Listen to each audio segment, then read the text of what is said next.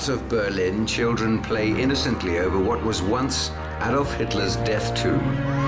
It was here in the Führer bunker on April the 30th, 1945, that Hitler made the final preparations for his suicide. Outside, in a devastating final assault on the heart of the Third Reich, the Russian army closed in on the Führer. I stood next to the machinery room when I heard a shot.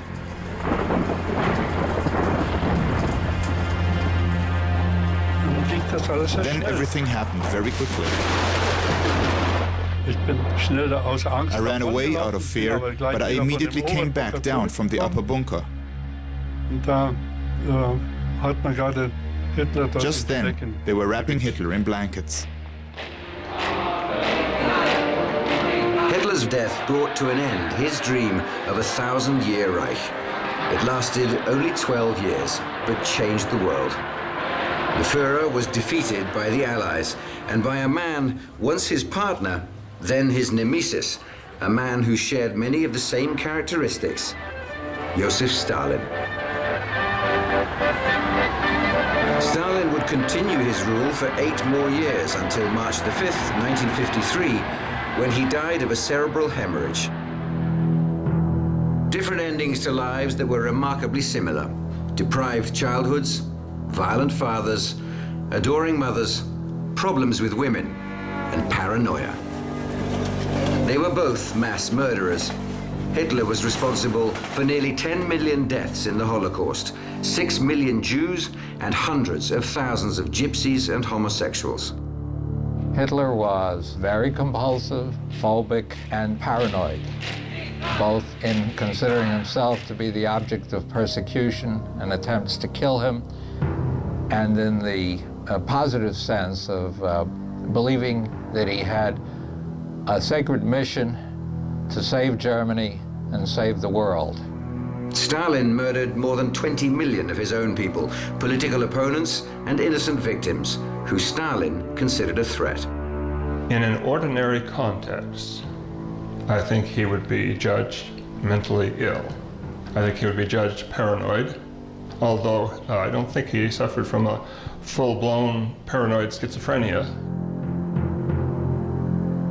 How do you measure and explain such monstrous evil? One approach is a controversial new field of research, psychohistory. I used all fields of social science that I could pull something from. Psychoanalysis, behaviorism, experimental psychology in general, social psychology, anthropology, sociology. Hitler is often described as an enigma, and he is an enigma in many ways. There's a school of thought that argues Hitler was so evil we can never really understand him. But that's not the psychohistorian's point of view. We think that by the use of scientific psychology, we can plumb the depths and grasp his deeper meanings, his significance. In examining their lives, we found surprising similarities, beginning with childhood. Stalin was born in the Georgian village of Gori on December the 21st, 1879, christened Yosef Dzugashvili. 3 siblings had died before his birth. His deeply religious mother nicknamed him Soso and promised to dedicate his life to God. Yosef's father was an abusive alcoholic who savagely beat his son, one time so severely that the boy had blood in his urine. His father was a drunken shoemaker who beat his mother, and Stalin got beaten up as a little child by trying to defend his mother. This had a lasting impression on him. Ever since childhood, he felt unworthy. As a result of these early childhood experiences, he had a low self-esteem, what's typically called inferiority complex. Yosef's physical characteristics didn't help. He never grew taller than 5 feet 4 inches, and his face was pockmarked from smallpox. His body was slightly deformed, the left arm shorter than the right, and rigid from a childhood accident. Hitler was also unhappy with his looks. A colleague noted his low, retreating forehead, ugly nose, broad cheekbones, small eyes. Hitler didn't like his plump nose, which he considered Jewish. Both Hitler and Stalin suffered from inferiority complexes. Even as a boy, Joseph was quick to anger and harbored grudges. Joseph's mother, Yekaterina, enrolled young Soso in the church choir, hoping he would become a priest.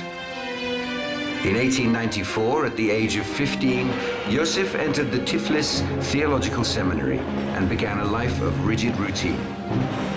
Joseph's intelligence, prodigious memory, and talent for details impressed the teachers, but they also witnessed a stubborn, violent side.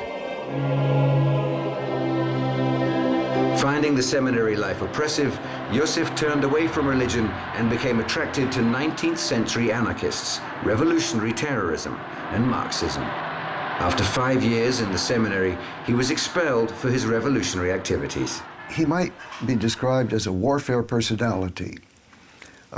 His whole life consisted in struggle against those whom he put down in his mind as enemies. He had what we might call an enemy complex.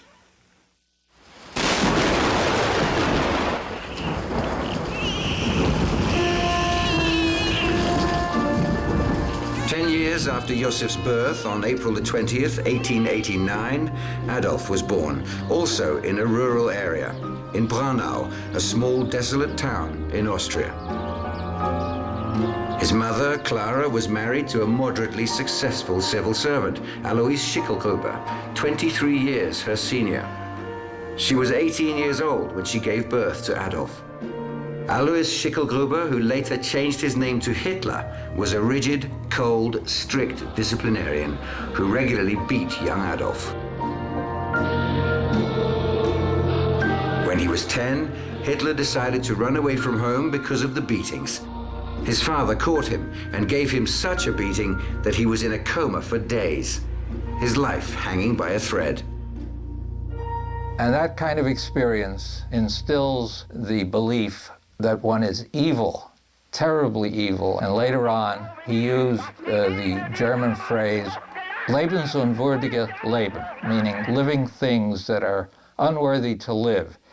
He classified large segments of the German nation as unworthy to live. And the idea, I believe, came from his own sense of himself.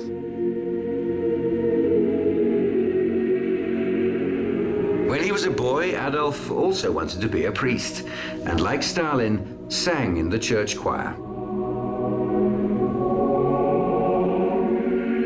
Hitler's father was the illegitimate son of an unmarried 42-year-old peasant woman who became pregnant while working as a domestic for a Jewish family.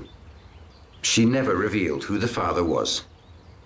Hitler was obsessed with the thought that his paternal grandfather might have been Jewish.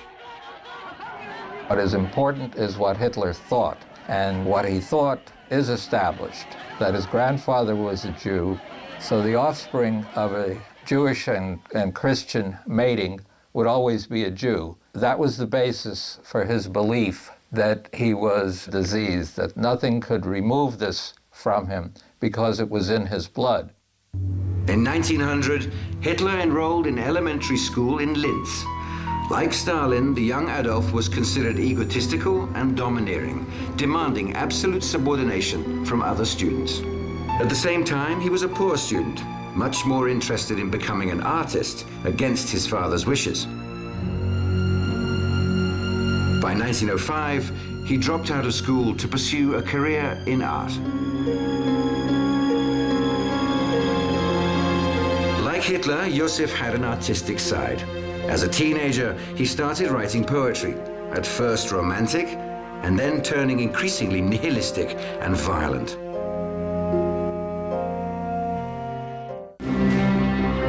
By 1900, when he was 21, Joseph Djugashvili had turned from a life of religion to a life of violence. For the next 15 years, he lived the life of an active revolutionary, robbing banks and confiscating payrolls at gunpoint to raise money to overthrow the Tsar. In 1910, Joseph chose a new name, Stalin, which in Russian means man of steel. During this period, Stalin was arrested 8 times by Tsarist police and each time deported to remote rural areas in Siberia. He was always a loner, a very bitter and unpleasant person. You find this in memoirs of other revolutionaries who shared exile with him, that he never took part in their social activities. He was always apart and bitter and nasty. Stalin soon caught Lenin's eye as an effective and ruthless revolutionary.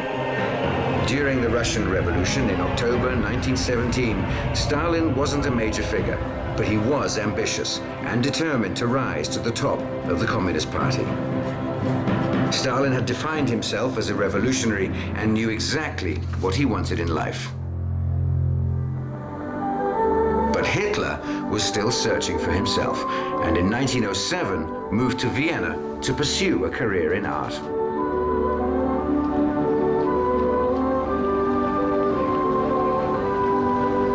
In Vienna, Adolf rented a tiny, bug-infested room here on 29 Stumpergasse. Living on a small inheritance controlled by his mother, he pursued his dream of entering the Academy of Fine Arts.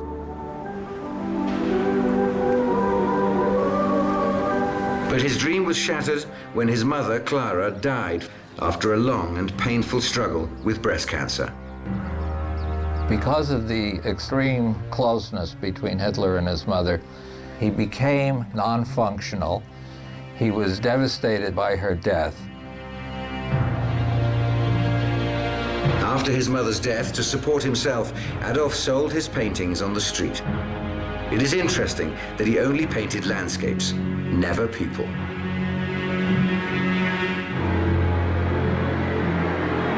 Two years in a row, Hitler applied to and was rejected by the prestigious Academy of Fine Arts.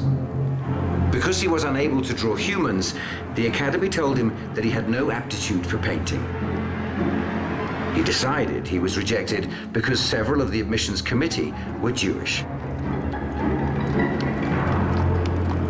Vienna was his first exposure to Jews from Eastern Europe.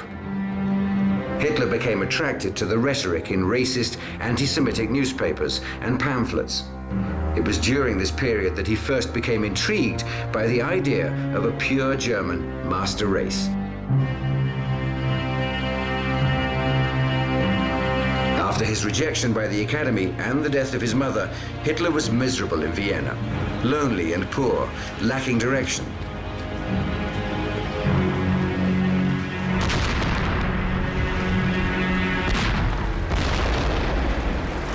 Finally, in 1914, with the outbreak of World War I, Hitler enlisted in the army and found his identity in battle, carnage, and death.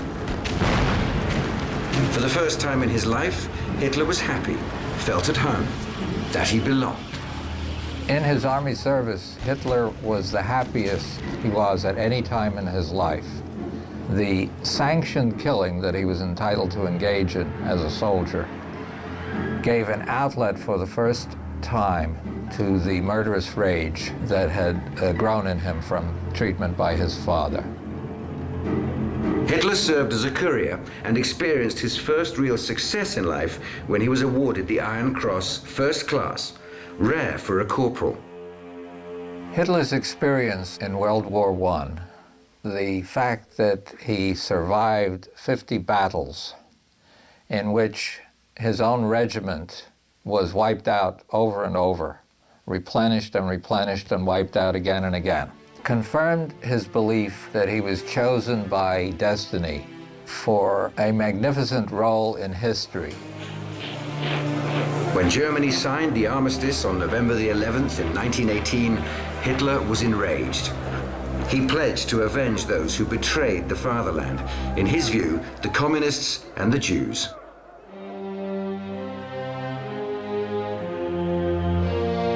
The year 1924 was pivotal for Stalin. Fate intervened and gave him an opportunity to seize power.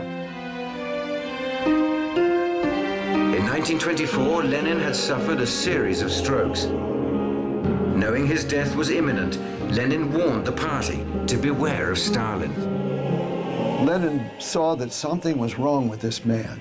He saw that he was a problematic personality and that he was a dangerous person to achieve high office, and especially the very high top office that he, Lenin, had held as the recognized supreme leader of the Bolshevik Party and therefore of the Soviet state.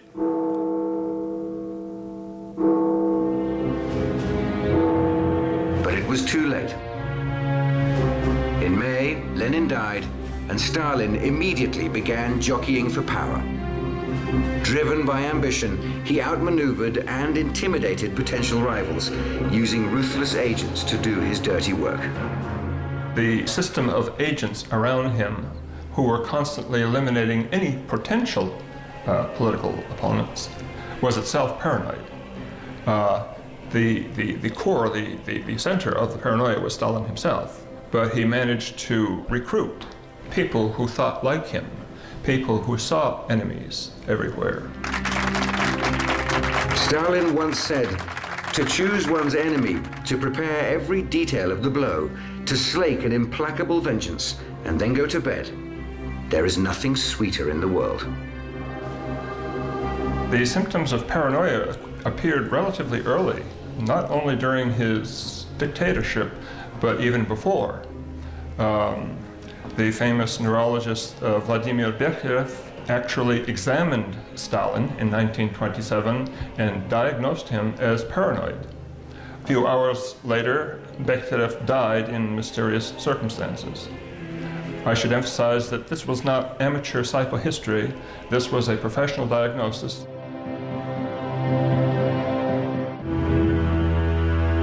The same cruelty and sadism of Stalin's political life dominated his family life, especially his relations with his second wife, Nadia.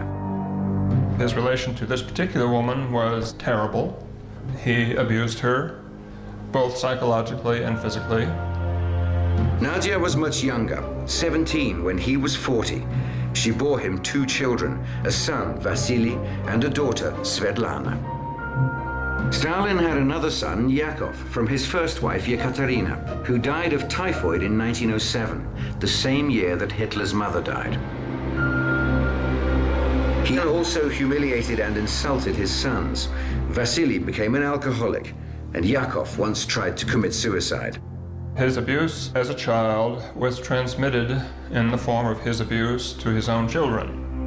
Nadia was a good mother, both to her own children and to her stepson, Yakov.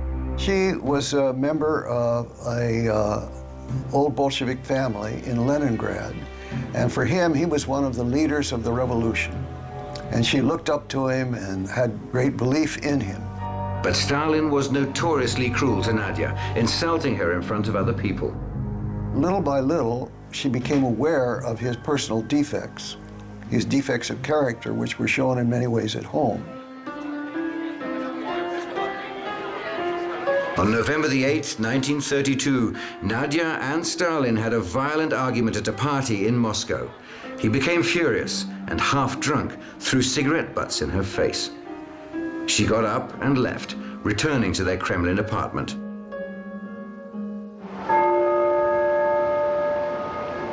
The next morning, Nadia was found dead, shot in the heart. He either drove her to suicide or killed her himself. Historians have not been able to agree on exactly what happened, but hers was not a natural death. According to Svetlana, her mother, Nadia, left Stalin a letter which was full of personal and political reproaches, and that he went into a rage as a result of this letter. And when the funeral came about, he walked up to her coffin and then pushed it away. He never went to her grave at the Novodevichy Cemetery.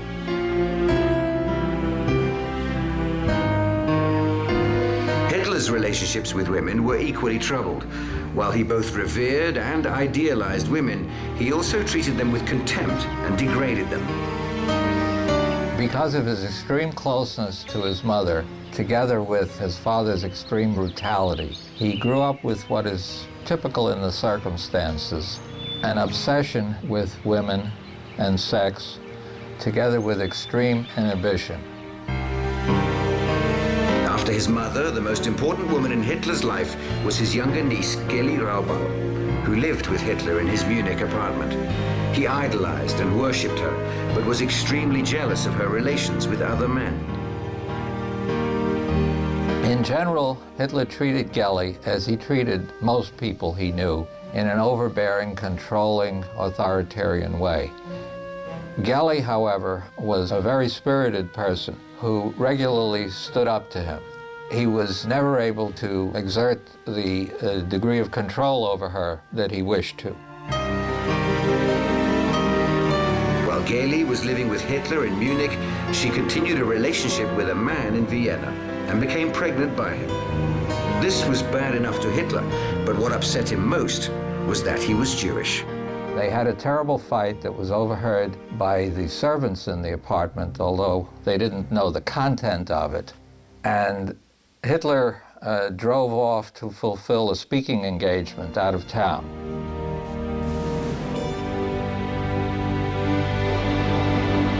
The next morning, Geli was found dead in Hitler's Munich apartment, victim of a gunshot wound to the chest. Geli Raubal's death in 1931 remains a mystery, but there is no doubt that Hitler contributed to her tragic end.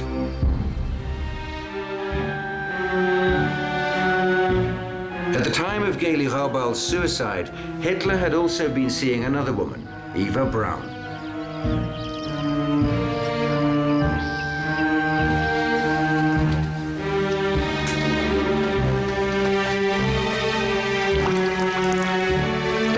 When Eva worked in the studio of Hitler's official photographer, Heinrich Hoffmann. This is how Adolf Hitler first appeared to the 18-year-old Eva working in Heinrich Hoffmann's darkroom. Eva became an ardent admirer of Hitler's charisma and was fascinated with Hoffmann's photographs. Eva Braun quickly fell in love with Hitler. She wanted to marry him, she wanted to have children with him. He was dead against both of those things. Hitler considered Eva the ideal German woman. In his words, cute, cuddly, and naive. But he never took her out publicly.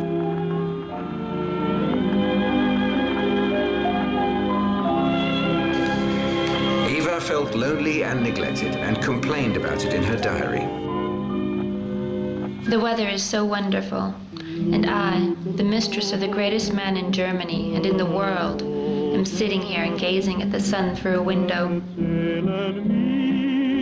How can he have so little understanding as to let me remain here, bowing to strangers? I have just sent him the crucial letter. Question: will he attach any importance to it? We'll see. If I don't get an answer before this evening, I'll take 25 pills and gently fall asleep into another world. He has so often told me he is madly in love with me. But what does that mean when I haven't had a good word from him in 3 months?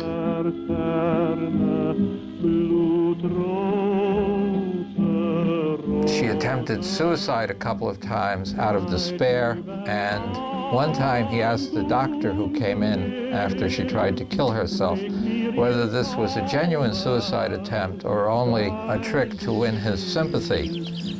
The physician assured Hitler that it was a genuine attempt, and he was touched by that. Hitler kept his distance from Eva and never displayed any affection toward her, or any woman for that matter. He had said over and over again, "I am married to Germany."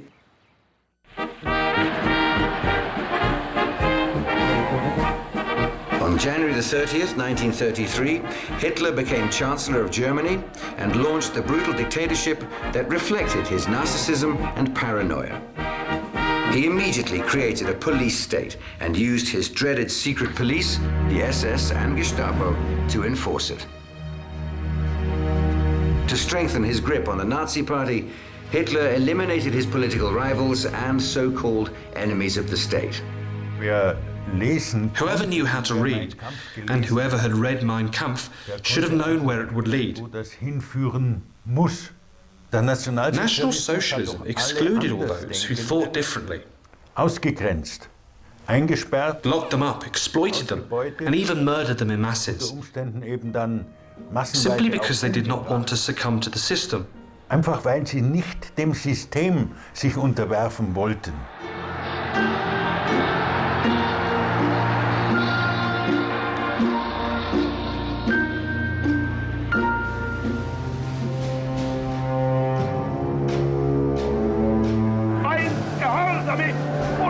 Hitler's ruthlessness in liquidating his rivals inspired Stalin.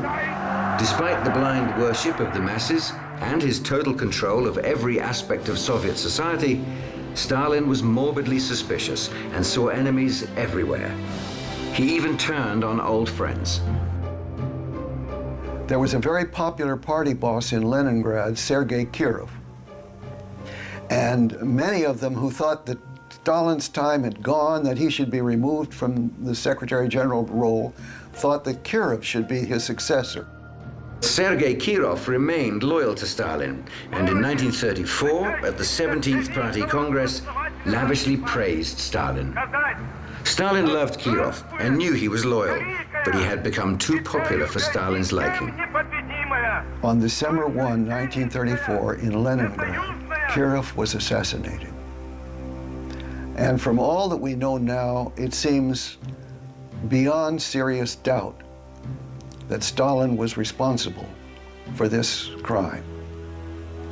And the murder of Kirov was ascribed to Stalin's enemies in the party and to all of those in the factions who had opposed him and who might be suspected of opposing him. So that this murder of Kirov was the beginning of the Great Terror. Stalin attended Kirov's funeral and feigned grief at his coffin, a master of duplicity. Kirov was the first one who was killed, and then it went into the general purges. Then anybody immediately, anyone who had had any contacts with the opposition, these were rounded up within days and were in jail, and some of them were shot immediately, and the purges just rolled on from there, to the point where they were shooting 1,500 to 2,000 people in Moscow alone in one day in the summer of 1937. During these purges, it's estimated that Stalin liquidated 20 million Soviet citizens as enemies of the people.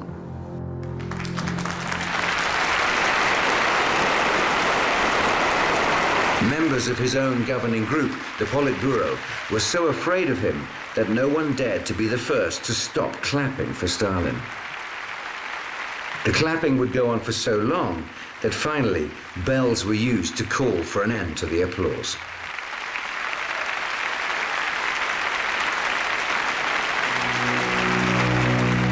Stalin eliminated enemies or imagined enemies, both literally and figuratively. Take, for example, Trotsky. There is the famous photograph of Lenin giving a speech, Trotsky standing over on the other side of the platform. Later on, Trotsky disappears. Stalin arranged for Trotsky to disappear both in that photograph and later on in real life when he had him assassinated.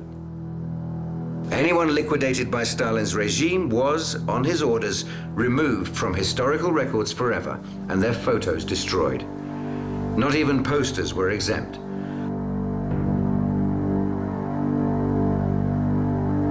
The finest of artists in the Soviet Union spent long hours retouching photos, erasing images of those who had vanished.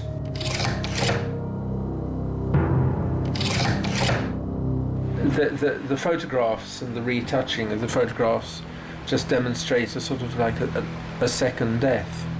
For 30 years, photo historian David King has assembled the world's largest collection of photographs, posters, and paintings from the Soviet era and documented Stalin's perfidy.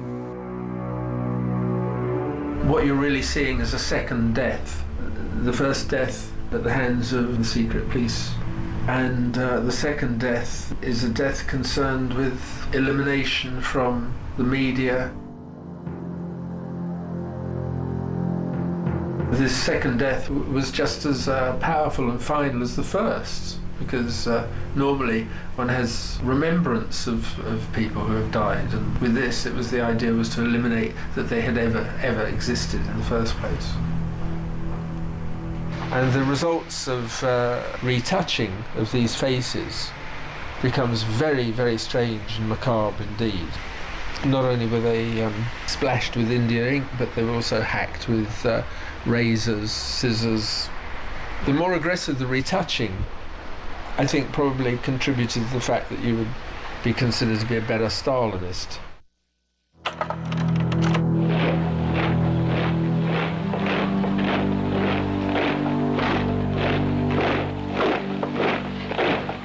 Like Stalin, Hitler also revised history, and in Hitler's case, erased part of his own past.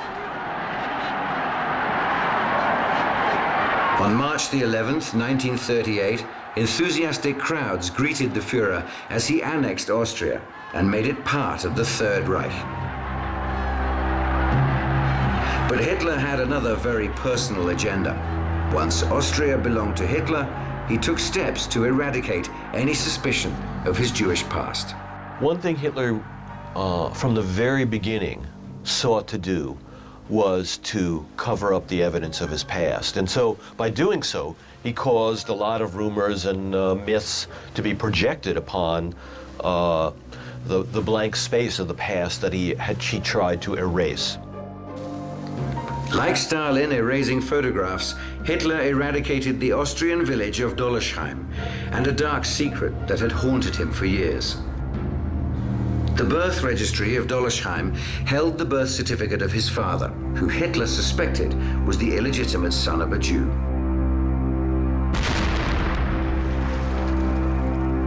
Hitler used the village as an artillery range. Round after round of artillery fire crashed into the village, demolishing its buildings and making the graves in the cemetery unrecognizable.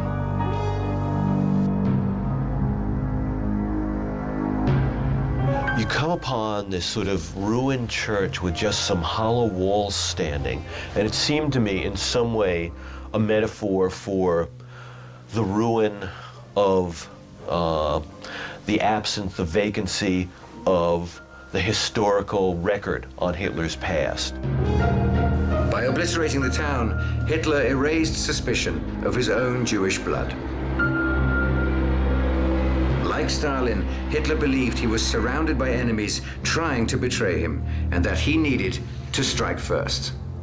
Hitler grew up with the idea from his experience in his own family that it was probably necessary to kill if one did not want to be killed. He generalized this and divided people into predators and victims, and chose very deliberately to be a predator. The predator's next victims would be Jews. Hitler's obsession and secret plan would be to liquidate all the Jews of Germany, Europe, and the Soviet Union under the cover of war.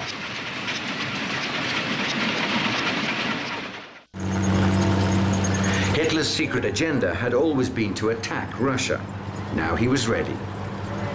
To lull Stalin to sleep and give him a false sense of security, Hitler signed a non-aggression pact with the Soviet Union in June 1939.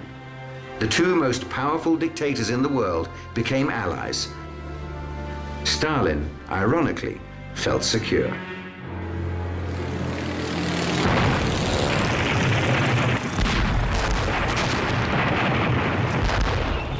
On the morning of June the 22nd, 1941, Hitler launched Operation Barbarossa, the invasion of Russia.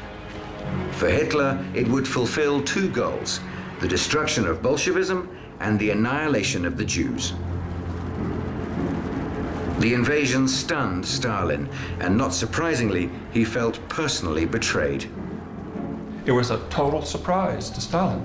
And he was very disoriented as a result, and for the next several weeks he went into a kind of nervous breakdown, and people had difficulty contacting him, getting him to understand what was happening. And it wasn't for about 3 or 4 weeks that he finally pulled himself together and started acting like the man he was supposed to be. For the paper today, all are eager to read the speech of Stalin. Stalin calls upon the Soviet people to grapple in deadly conflict with its most vicious, most treacherous enemy.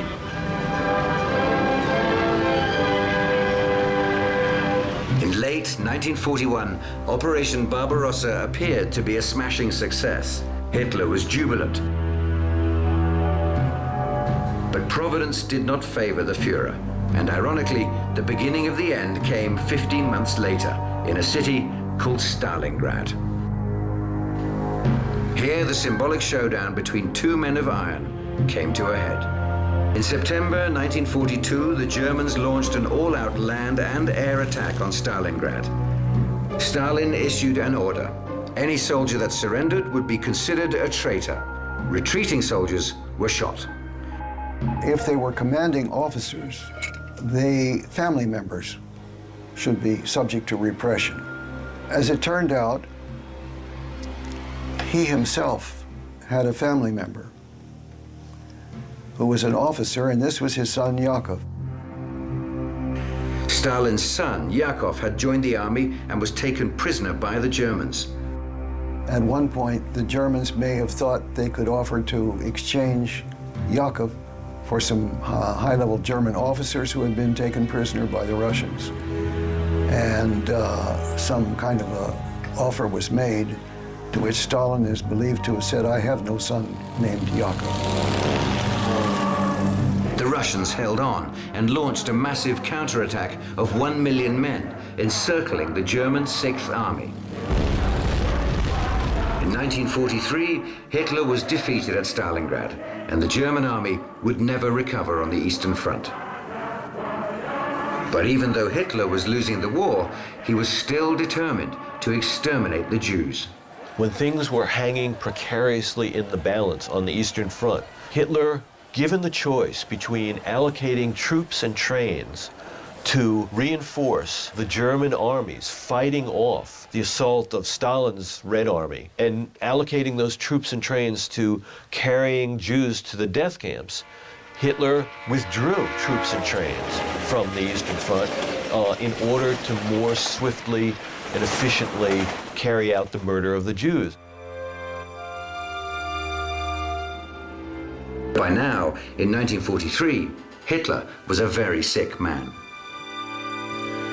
After his defeat at Stalingrad, Hitler became increasingly dependent on amphetamines. Each morning, his personal physician, Dr. Theodor Morell, gave him an injection. Throughout the day, Hitler treated himself with oral amphetamines. At night, he took barbiturates to sleep. As the war went on, the Führer became more and more dependent on Dr. Morell. New information obtained from Hitler's medical records reveals that he showed signs of drug toxicity, which affected his judgment. He became increasingly more paranoid. Towards the end of the war, Hitler began to show symptoms of Parkinson's disease. Wenn man täglich mit zusammen ist, dann fällt das nicht so auf. He trembled slightly, but if you are with someone every day, you don't notice this. And no one paid attention to every detail. Das hat man schon gemerkt.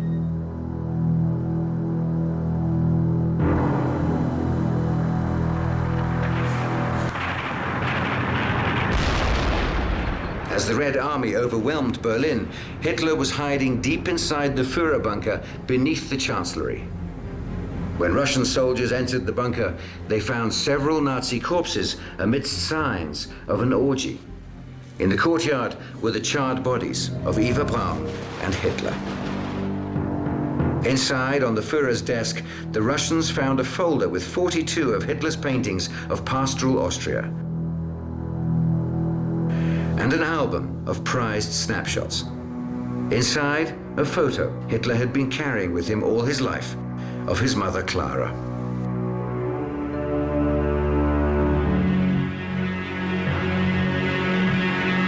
Stalin, the final victor, exploited his triumph over the Nazis by parading long lines of Nazi war prisoners through Red Square to rally the Soviet people.